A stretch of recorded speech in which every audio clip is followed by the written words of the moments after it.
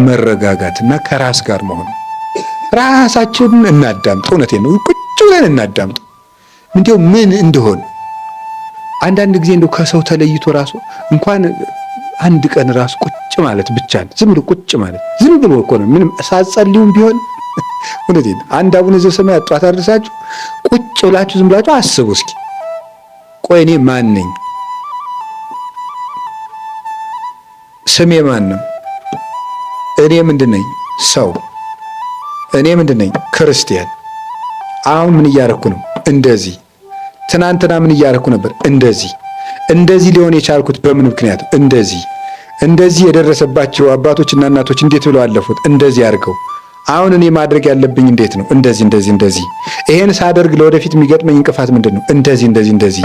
ለዚያም መወስደው መፍትሄ ምንድን ነው? እንደዚህ ብሎ ማሰብ ይፈልጋል። አሁን እኮ ማሰብ የለም። የሚያስብ እኮ ሰው የለም። ይቅርታ ስለጠቀለልኩ፣ ግን ስለማናስብም ጭምር ነው።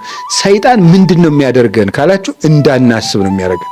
ቁጭ ብለን እንድናስብ አያደርግም።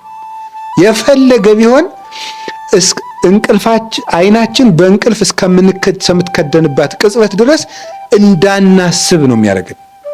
እንዳናስብ እያደረገ መተኛት፣ ከዛ ሳናስብ አድረን መነሳት፣ ሳናስብ ወጥተን መሄድ፣ ሳናስብ ውለን መግባት፣ ሳናስብ አምሽተን መተኛት፣ በቃ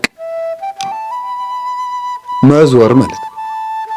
እንደዚህ እንዳይሆን እግዚአብሔር ጠርቶናል። የጠራን ለምንድን ነው ማለት? እኔ ለምንድን ነው የጠራኝ? ለጵጵስና ነው ለክህነት ነው እንዳትሉ ደግሞ።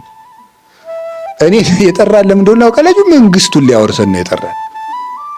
የሹመት ዲቁና ጵጵስና ቅስና አይደለም፣ መንግስቱን ሊያወርሰን ጠርቶናል።